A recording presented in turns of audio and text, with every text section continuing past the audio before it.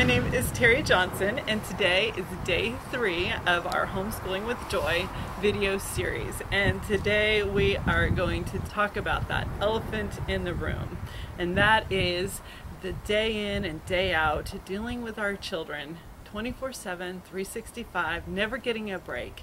And sometimes we struggle with feeling frustrated, or dare I say it, even anger.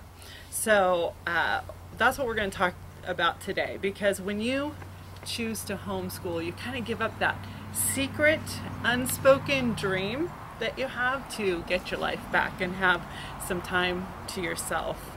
And yes, I know that you love your kids, I love my kids, and you enjoy them, but sometimes they're in the back of your mind. You just kind of wish that you had some time to yourself. In fact, you might even think something like this: if my kids weren't home all day, I'd be able to keep up with the housework. I'd have time to fix my hair the way I want to. I'd have time to go to women's Bible study on Wednesday mornings, and I'd prepare amazing meals for my family. Have you ever had thoughts like that? Even just for a few moments? I know that I have. But I have to remember that the benefits that my family and I receive in homeschooling far outweigh the sacrifices that I'm making. And they are sacrifices. We are making sacrifices when we choose to homeschool our children. However, I want to encourage you with this. When you chose to homeschool your children, you have chosen something of significant value and benefit for your family, and you will receive blessings back 100-fold, and you can count on it. But that doesn't change the fact that we will get frustrated and, yes, even angry from time to time as we parent and we teach our kids at home. There will be days when we don't see eye to eye on something, or when a child becomes stubborn and refuses to do what you ask him or her to do, or maybe just has a really poor attitude, does it, but with a poor attitude. There's going to be days when you're tired because you didn't get a good night's sleep, or days when unexpected difficulties arise, or circumstances outside of your control, when you get fed up with the mess, and the chaos, and the volume of your home. It's just inevitable that these things are going to happen. So how can we, as homeschool moms, develop patience and be the kind of mom and teacher that we know we want to be? The kind that's developing character in our kids, that's providing positive and warm feedback, the type of parent or teacher that can explain a problem yet one more time with a sweet tone of voice instead of a frustrated one. So moms and dads, if you struggle with impatience or anger, there is hope. I was raised in a family that expressed themselves very loudly, you can say. Both my parents had short fuses, and they fought often with each other and yelled quite a bit at us. I grew up actually to become an impatient, controlling, and sadly an angry wife and mother.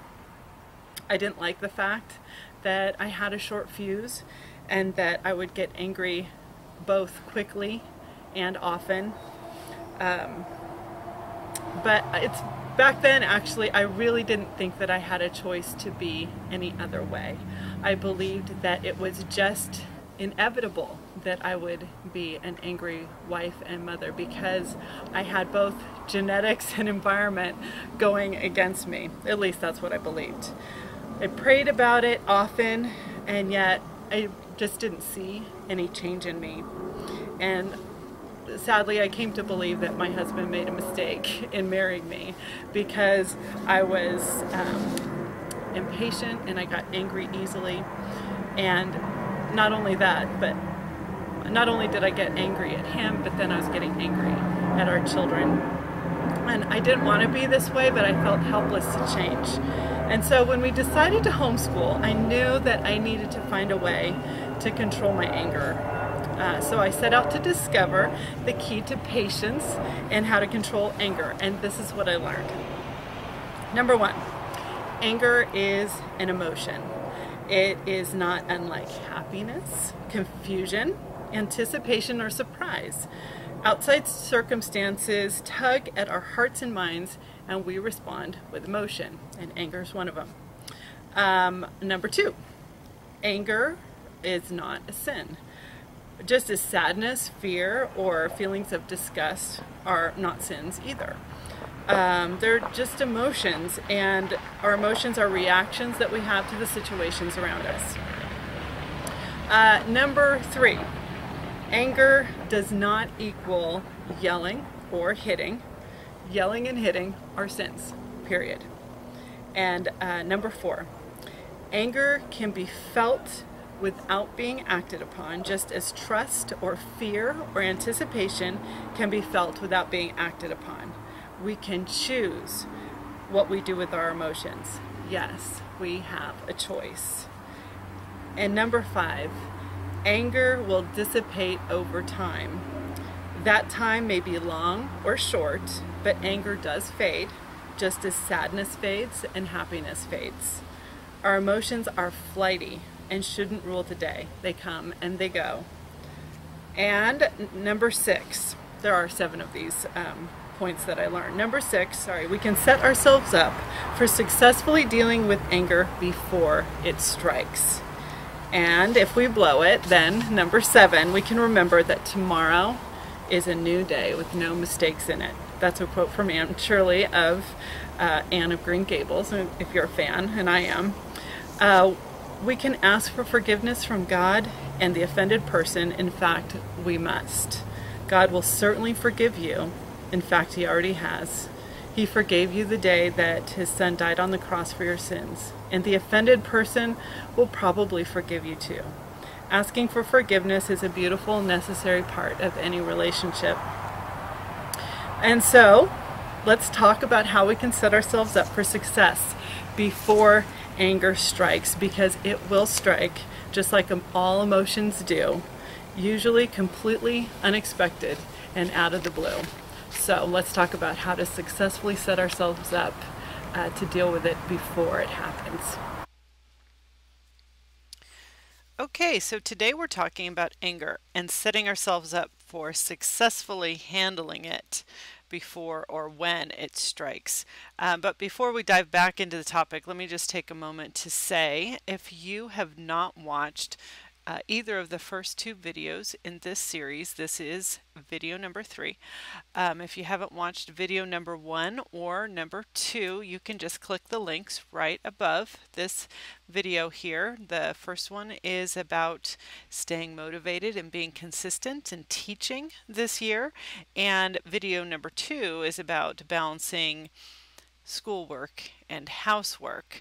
And today we are talking about setting appropriate expectations, developing patience, and controlling anger. All right, I want to share with you 7 ways to deal with anger before you are angry. The first one is to pray before you start the day, or at least before you start school. Prayer really is powerful, and while we might not see an immediate result, it does get you going in the right direction. Number 2, set clear expectations for your children. This is necessary for schoolwork, housework, and every aspect of living life together. Communicate these clearly and often, especially in the beginning of any new element added to your family life, such as homeschooling. Here are just a few expectations that I have for my children, things that we have to talk about regularly. And one of them is that we start school after breakfast and we work on the subjects that are listed on the schedule for that day. So on Tuesday, we talked about staying motivated and being consistent and how a schedule plays into that. So that schedule for us is an order of events, and my children know we start school after breakfast and then we work on the subjects in that order that's listed on their schedules. Another expectation that we have for our family is that we complete all school assignments, which includes some extra reading, and plus we complete all other required things such as practicing the piano, making our beds, getting dressed, brushing hair, etc. before we turn on the TV or play any video games, use the iPad or anything like that. Screen time is a privilege. It's not a right. Another expectation that we communicate and have in our family is that we must ask permission to use someone else's thing, whatever it is. Camera, pencil, sticker, doesn't really matter. And we certainly don't destroy something that isn't ours, and even if it is ours, we'd better check first to see if it's okay. Another expectation is that we all chip in with chores. Many hands make light work. So anyway, that's just a few that we have for our family that we have set and communicate regularly. Setting and communicating about expectations goes a long way in heading off anger and frustration before it strikes. All right, here are some more ways to set yourself up for successfully heading off anger at the pass. Number 3. If a child has a bad attitude or raises his or her voice at me, that child goes to his or her room to think it through and decide to make some different choices before coming back out. Number 4, children that are not getting along should be separated. Keeping the peace between children will keep you from getting frustrated and angry. Number 5. If anyone becomes angry, including mom, that person goes to his or her room to cool down. There have been many times that I've said to my children, I feel myself becoming angry, and so I'm going to my room for a little while to cool down. And in fact, that brings me to point number 6, which is admit when you are feeling angry. Speak it. So saying out loud that you are feeling angry is like sounding an alarm to your brain. You don't say it to threaten your children. You say it out loud to warn yourself of possible danger ahead. I think that this has been the best skill that I have learned in controlling my temper.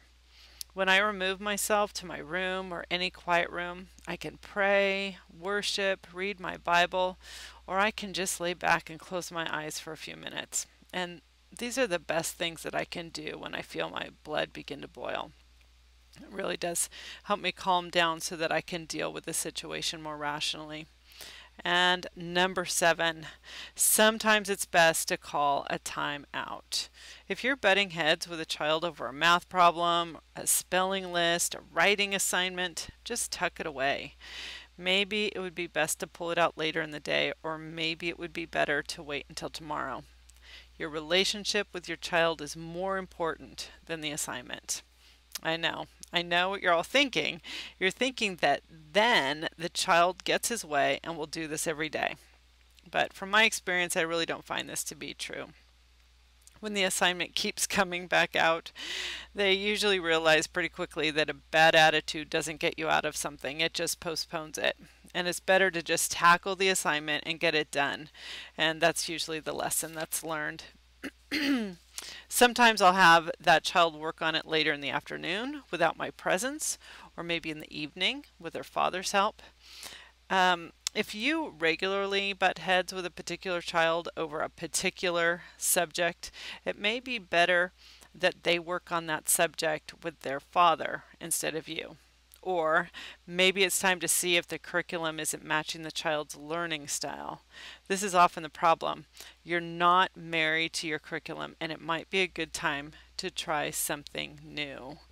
So this is a point that I just really want to drive home, that if you're butting heads with your child over a particular subject, consider this.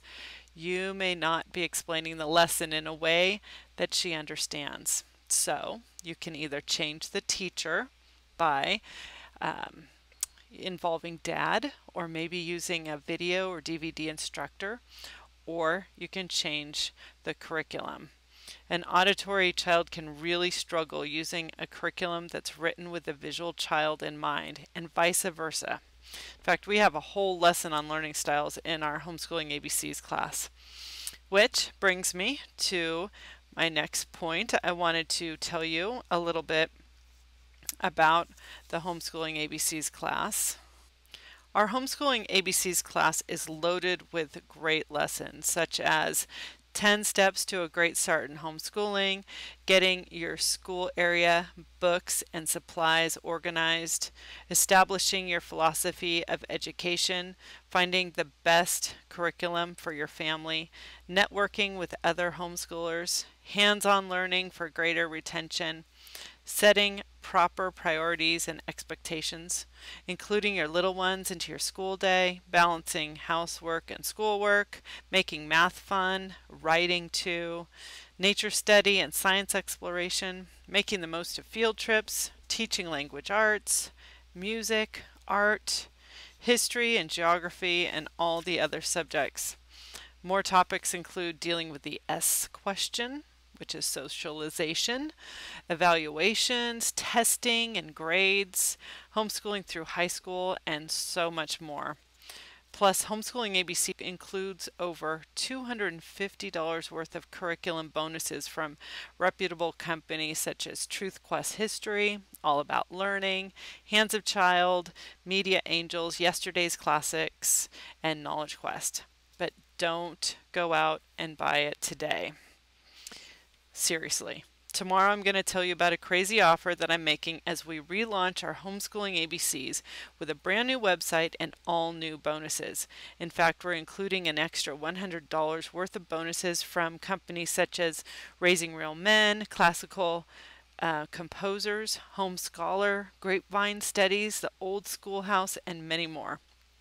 We're going to provide a steep, time-sensitive discount and an opportunity to get on 3 live webinars with me dealing with your most pressing challenges related to homeschooling with live question and answer sessions. So I can't wait to share this amazing offer with you. So just hold on tight and I'll share all the details with you tomorrow at noon Eastern Daylight Time. And the offer is very limited, so watch for that email. So, to conclude, I wanted to leave you with this quote from Don Williams Jr. I really like it. "The road of life twists and turns, and no two directions are ever the same, yet our lessons come from the journey, not the destination." It's time to homeschool with joy, and I hope this mini-series has been helpful to you as you prepare for school, and I look forward to presenting the full Homeschooling ABCs offer tomorrow as you plan and begin your school year. In the meantime, please comment below. Let me know if you enjoyed today's topic and whether or not it was helpful to you. And also, please share your most pressing question about our Homeschooling ABCs class and maybe what those 3 topics we should address for our 3 live sessions, webinars. I would love to read those while preparing for tomorrow's video.